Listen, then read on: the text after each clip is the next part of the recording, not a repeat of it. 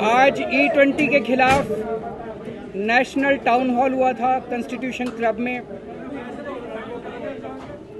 Malvankar hall में ये town hall हुआ था। मालवंकर हॉल खचाखच ऊपर नीचे आग भरा हुआ था। जितने लोग अंदर थे उतने ही लोग बाहर थे और लगभग 7 लाख लोग ऑनलाइन इस कार्यक्रम को देख रहे थे।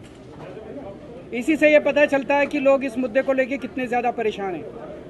तो आज इस टाउन हॉल में लोगों ने 3 डिमांड्स रखी हैं। पहली कि पेट्रोल पंप पे लोगों के पास चॉइस होनी चाहिए।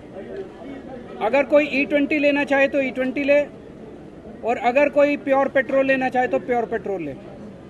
दूसरा, E20 की कॉस्ट प्योर पेट्रोल से कम होनी चाहिए। और तीसरा कि पेट्रोल की कीमत, आज जब क्रूड ऑयल मार्केट में सस्ता हो गया ग्लोबल मार्केट में, तो पेट्रोल की कीमत 84 रुपये से भी कम लाई जाए।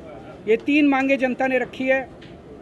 एक मुद्दा ये उठता है कि जब इथेनॉल किसी भी एंगल से सही नहीं है, इथेनॉल से लोग इतने परेशान हैं, इथेनॉल पेट्रोल से ज़्यादा महंगा है, इथेनॉल कम माइलेज देता है, इथेनॉल से कोई किसानों का फ़ायदा नहीं हो रहा, इथेनॉल से कोई फॉरेन एक्सचेंज नहीं बच रही। इथेनॉल जहां बनाया जाता है जिन फैक्ट्रियों में, आसपास का पूरा ग्राउंड वाटर दूषित हो जाता है। तो फिर केंद्र सरकार ज़बरदस्ती करके झूठे आंकड़े देके पूरे देश के ऊपर देशवासियों की इच्छा के खिलाफ इथेनॉल पुश क्यों कर रही है? हमारे ऊपर ज़बरदस्ती क्यों कर रही है? हमारे ऊपर क्यों थोप रही है? आखिर मोदी सरकार की क्या मजबूरी है या उनकी क्या हिडन एजेंडा है? तो सारी जांच करने पे पता चलता है कि ये अमेरिका के दबाव में किया जा रहा है। अमेरिका दुनिया का सबसे बड़ा इथेनॉल प्रोड्यूसिंग कंट्री है और उसे समझ नहीं आ रहा हम अपने इथेनॉल कहाँ बेचें। और इंडिया ने कुछ महीने पहले USA के साथ ट्रेड डील साइन की थी जिसमें ये क्लॉज था कि अगले 5 साल में इंडिया अमेरिका से $100 बिलियन का सामान खरीदेगा। अब कहाँ से खरीदें ये $100 बिलियन का सामान? तो इथेनॉल हम अमेरिका से खरीदने जा रहे हैं। इस साल E20 लागू करने की वजह से हम अमेरिका से इस साल $2.5 बिलियन का इथेनॉल खरीदेंगे। तो 5 साल में इन्फ्लेशन देखते हुए, डॉलर की कीमत देखते हुए, सब चीज़ों को देखते हुए हम 5 साल में $20 बिलियन का इथेनॉल अमेरिका से खरीदेंगे। तो $100 बिलियन का जो टारगेट है उसमें से 20% टारगेट इथेनॉल से पूरा होगा। ये इसलिए क्योंकि प्रधानमंत्री मोदी जी ट्रंप के सामने कमज़ोर पड़े हुए हैं। वो इसलिए कि प्रधानमंत्री मोदी जी की कुछ मजबूरियां हैं जिसकी वजह से पूरे देश को उन्होंने ट्रंप के सामने गिरवी रख दिया है। देशवासी बहुत दुखी हैं।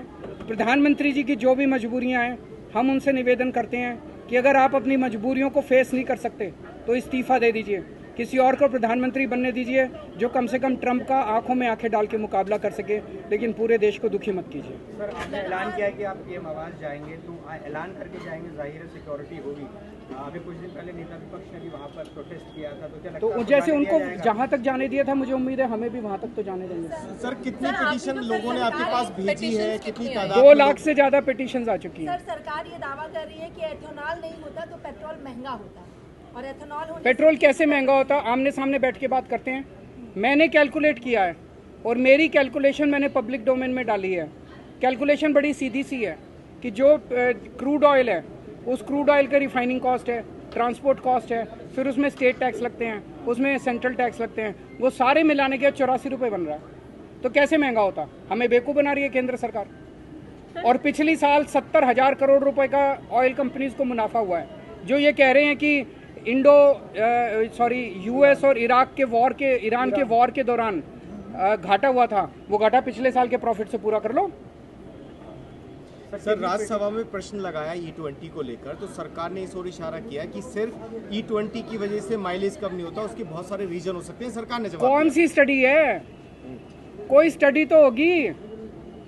आज हमने इतने सारे लोगों को आपके सामने प्रेजेंट किया। आज पहले तो लोगों ने नहीं कहा, CNG आया तब तो नहीं कहा, और इतने सारे अभी तक। अब जब सारे देश के लोग कह रहे हैं भाई E20 से खराब हो रहा है, मिस्त्री कह रहे हैं, मैकेनिक कह रहे हैं, इंजीनियर्स कह रहे हैं, साइंटिस्ट कह रहे हैं, किसी की तो सुनोगे आप।